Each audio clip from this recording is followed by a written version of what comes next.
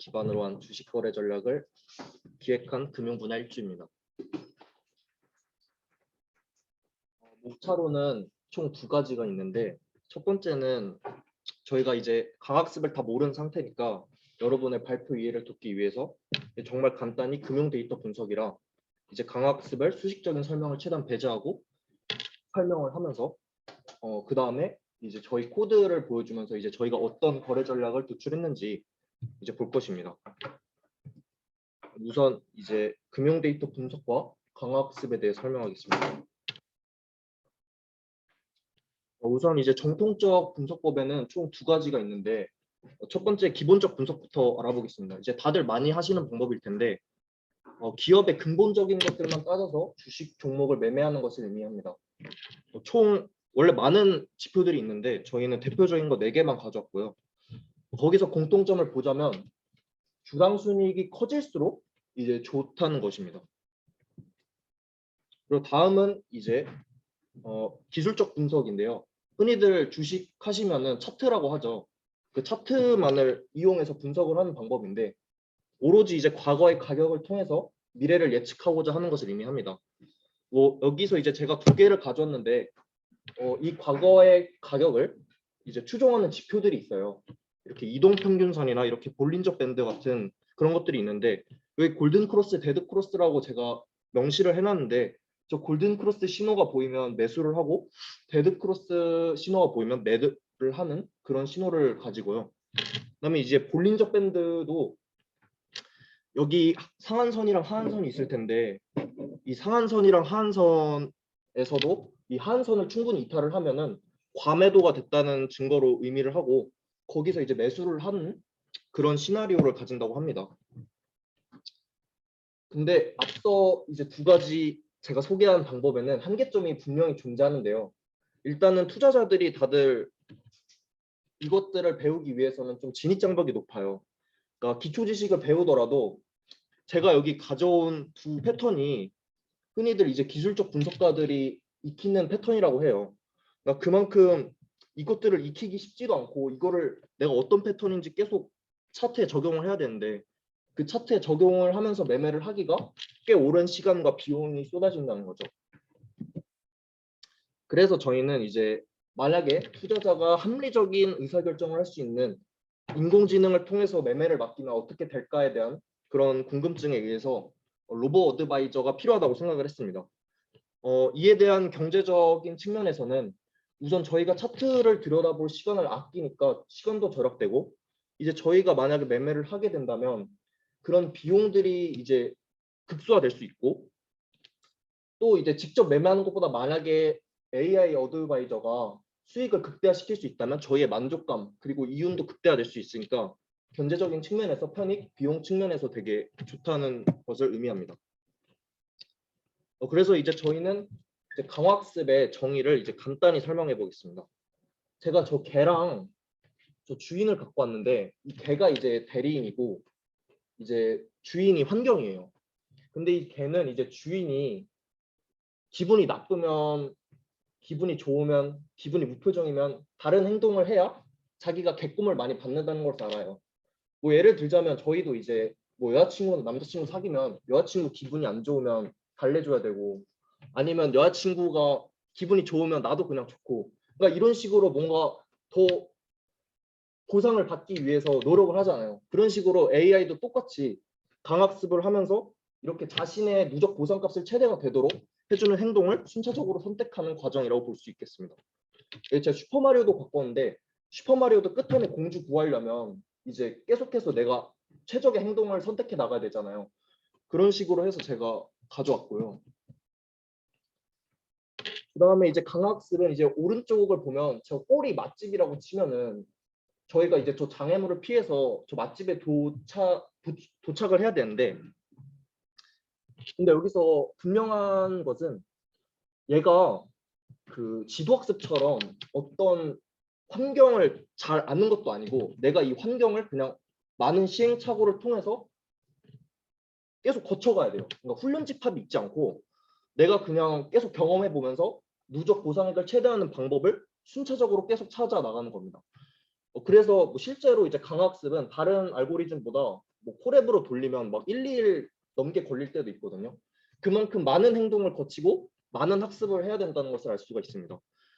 결론은 정책이 행동을 결정하니까 좋은 정책이 필요하다는 건데, 이제 그 다음에 제가 정책이라는 것을 알려드리겠습니다.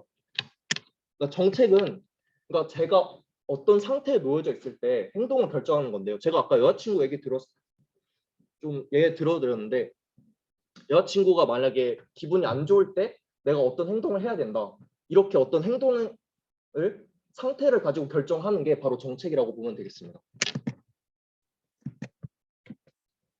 그래서 이제 강학습은 제가 반복해서 말하지만 주어진 환경에서 최적의 정책, 그러니까 내가 주어진 환경에서 최적의 행동을 선택해 나가는 과정이다라고 보면 되겠습니다. 그러면 이제 강학습의 대표적인 알고리즘 중에 하나인 큐러닝 알고리즘에 대해 소개하겠습니다. 큐러닝은 이제 모델이 없는 그런 환경에서 학습을 하는 알고리즘이라고 보면 되겠습니다. 이제 에이전트가 정책을 계속해서 순차적으로 학습을 해나가는데, 이제 다음이 되게 핵심인데요. 그러니까 현재 상태에서부터 연속적인 단계들에 대한 Q 밸류 값을 최대화하는 행동을 선택해 나갑니다. 여기서 Q 밸류는 모든 상태와 행동을 대해서 기록을 하고, 이 Q 밸류 값을 최대화하는 행동들을 순차적으로 선택해 나가는데요. 이 Q 밸류가 와닿지 않을 것 같아서 제가 다음 그 페이지에서 설명을 해드릴 거고, 저기 제가 하나는 맨 오른쪽 건 잘렸고, 저 맨 왼쪽 보시면 원래는 큐러닝이 저렇게 상태와 행동마다 경우의 수가 다 테이블로 저렇게 구성이 돼 있었어요. 근데 이제 딥 큐러닝에서 들어오시면 제가 이따가 나중에 말씀을 해드릴 건데, 이제 큐 테이블을 저렇게 구성을 안 하고 오히려 딥러닝이 스스로 학습할 수 있게 이제 그렇게 구성한 것을 요즘 현대 시대에서는 그렇게 할 수 있다고 보면 되겠습니다. 이제 다음 Q밸류를 간략하게 소개해 드릴 건데, 특정 행동이 가지는 가치라고 하면은 좀 추상적으로 들릴 수 있을까 봐 이제 제가 하나 예시를 갖고 왔는데, 혹시 붕어빵 먹을 때 저기 A, B, C, D, E, F 이렇게 있잖아요. 사람마다 이렇게 다 다르게 먹을 거 아니에요.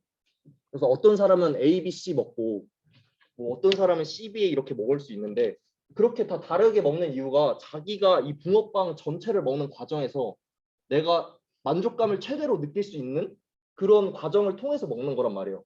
그러니까 이제 강학습도 똑같이 이 붕어빵을 하나 먹는다고 치면은, 붕어빵을 먹을 때 A를 만약에 먼저 먹었으면 이제 B, C로 가야 되는데, 내가 붕어빵을 먹는 전체 과정 속에서 어떤 게 제일 내 이윤을, 그러니까 내 효용감, 내 만족감을 극대화할 수 있는가를 따져가면서 계속 행동을 선택해 나가는 거예요.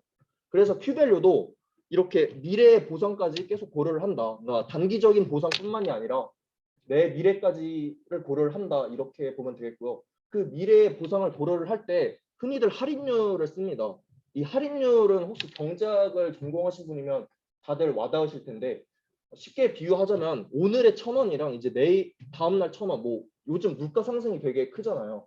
그렇게 내 지금 1,000원이랑 내 1년, 2년 뒤에 1,000원이 지금 같지가 않으니까 그 1,000원을 뭐 0.9나 0.8을 곱해서 800원으로 치자, 이렇게 해서 할인율의 개념을 도입한 겁니다. 그러면 여기서 이제 제가 말씀드릴 게, 누적 고생액을 과연 최대화하는 행동만을 선택을 한다고 했는데 그게 과연 옳은 방법인지에 대해서 논의를 해봐야 되는데요.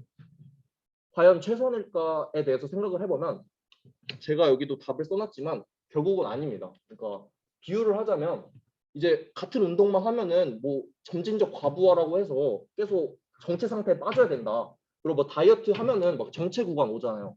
그런 것처럼 어떤 정체 상태에 수렴하게 되는 상태가 빠지게 돼요.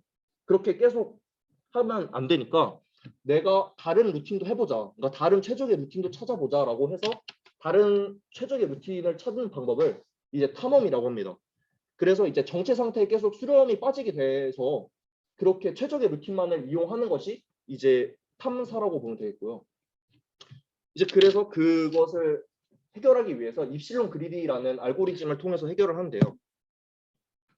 이 입실론 그리디라는 것을 제가 설명을 해드리면, 입실론이 이제 하이퍼 파라미터예요. 저희가 정할 수 있는. 그리고 이제 저 주사위를 굴리면 뭐 예를 들면 6이 나왔을 때 내가 지금 제일 만족감이 높았다.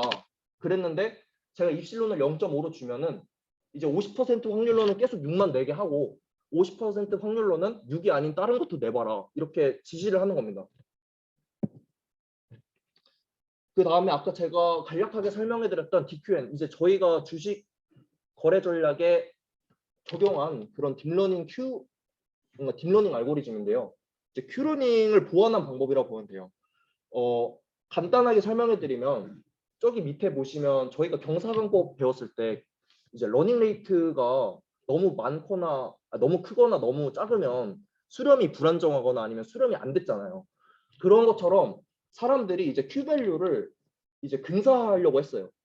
근데 이제 경사근법에서 가장 중요한 과정이 뭐냐면 그 목적 함수가 이제 볼록 함수여야 되잖아요. 그 볼록 함수야 이제 전역 최적화에 도달하는 것이 이제 정설이 되는데 그것을 어겼어요. 그러니까 Q-밸류 함수를 근사하는 것은 그 콘벡서티를 어겼어요. 그래가지고 학습의 불안정도 보이고 알고리즘이 수렴하지 않는 문제가 발생했다고 해요.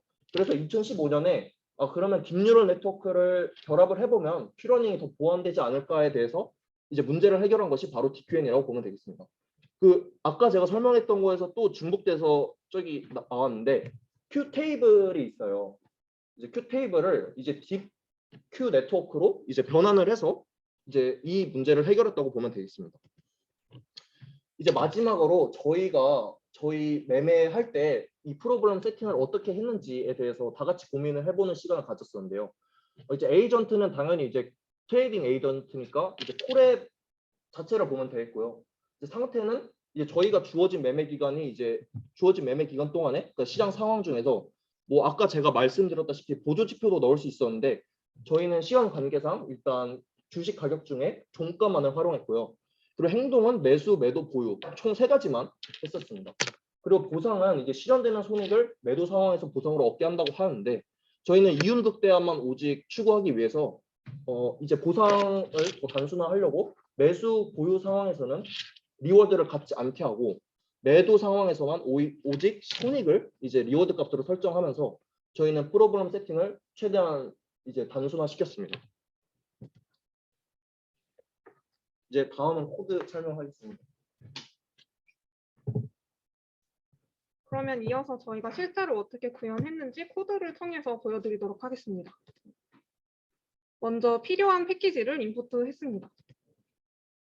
저희는 12년 6월부터 22년 5월까지 10년간의 삼성전과 주가 데이터를 이용했습니다. 전반적인 데이터를 확인했고 그 중에서도 우리는 종가 데이터만 사용할 계획이므로 클로즈 데이터를 그래프로 확인해 주었습니다. 그리고 학습 훈련 데이터를 8:2의 비율로 분리했습니다. 이제 모듈 및 함수를 정리하도록 하겠습니다. 우리가 하고자 하는 프로젝트에서 에이전트 클래스는 다음과 같이 4개의 함수로 구성이 됩니다. 그러면 생성자부터 하나씩 보도록 하겠습니다. 생성자는 보상 함수에 대한 할인 계수, 탐욕적인 접근 방식에 대한 입실론, 상태와 동작 크기와 같은 4개 변수를 포함하며 동작은 이전에 설명했듯이 매수, 매도, 보류 3가지로 설정해 주었습니다. 다음으로 모델 함수입니다. 모델 함수는 상태를 동작에 매핑하는 딥러닝 모델입니다. 은닉층은 각각 64개, 32개, 8개의 행으로 구성되어 있고 렐로 활성 함수를 사용합니다. 출력층은 선형 활성화 함수를 사용했습니다. 액트 함수는 상태가 주어졌을 때 이전에 설정한 동작, 매수, 매도, 보류 이 3가지 동작을 반환합니다. 다음의 함수는 관찰된 경험을 기반으로 신경망을 훈련합니다. 에이전트가 경험한 상태, 동작, 보상, 다음 상태로의 전환 기록을 저장하며 큐러닝 모델의 가중치를 업데이트해줍니다. 추가 함수는 총 2가지가 있습니다. 첫 번째는 getState 함수입니다. 이 함수는 주식 데이터, 시간, 윈도우를 통해 상태를 생성하며 가격차 벡터를 계산해주고 시그모이드 함수를 사용하여 벡터를 0에서 1의 값으로 스케일링합니다. 두 번째로 플랫 비헤이벌 함수이며 이 함수는 매수, 매도 동작에 대한 지표와 함께 시장 가격을 반환하여 알고리즘의 전반적인 평가에 사용이 됩니다. 이제 모델을 훈련해 보도록 하겠습니다. 저희는 총 5가지의 단계를 거쳤는데요. 첫 번째로 getState 함수를 통해 현재 상태를 가져오는 상태 벡터를 반환해 줍니다. 그리고 에이전트의 act 함수를 사용하여 주어진 상태에 대한 동작을 가져오고 그 동작에 대한 보상을 받습니다. 그 후 다시 getState 함수를 사용하여 다음 상태를 가져오고 q 함수를 업데이트 해줍니다.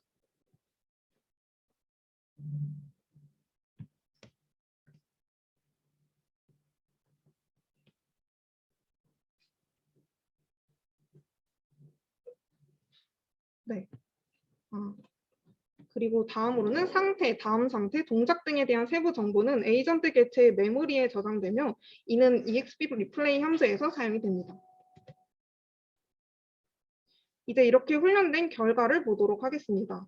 에피소드 0과 1에서는 보상을 관찰하기 위한 무작위 행동을 취하는 것으로 보여집니다. 다음 에피소드부터는 에피소드 누적 보상이 크게 변동하여 알고리즘 탐색 과정을 진행하고 있음을 확인할 수 있고 이는 에피소드 4와 5에서 강력한 손익을 유도하여 수익이 발생했음을 통해서 확인할 수 있습니다. 이제 이 모델을 테스트해 보도록 하겠습니다. 테스트셋의 수익은 95,500원으로 나타났습니다. 수익을 얻은 것으로 보아 우리가 설계한 큐러닝 에이전트가 테스트셋에서 꽤 잘 작동한다고 할 수 있습니다. 만약 모델 학습 과정에서 더 많은 에피소드를 훈련할 수 있다면 강화학습에 기반한 거래 전략이 더 유용할 것으로 보입니다. 프로젝트를 진행하면서 저희가 느낀 아쉬운 부분은 다음과 같습니다. 첫 번째로 종가 데이터만 사용했다는 점입니다. 충분한 강화학습 레퍼런스를 구할 수 없어 현실적으로 구현 자체가 어려웠고 모든 데이터를 유용한 지표로 활용할 수 없어 그중 종가만을 선택하여 진행할 수밖에 없었습니다. 두 번째로 수익의 결과가 저희가 기대했던 것보다 낮았다는 것입니다. 이동 평균이나 볼린저 밴드 등 차트의 지표들을 추가하려고 했으나 앞서 말한 이유 등으로 결국 활용하지 못하였고 테스트셋의 기간이 특수성이 있는 코로나 기간이라 테스트셋 적용에 어려움이 있었습니다. 여기까지가 저희 파이낸스 1조의 프로젝트입니다.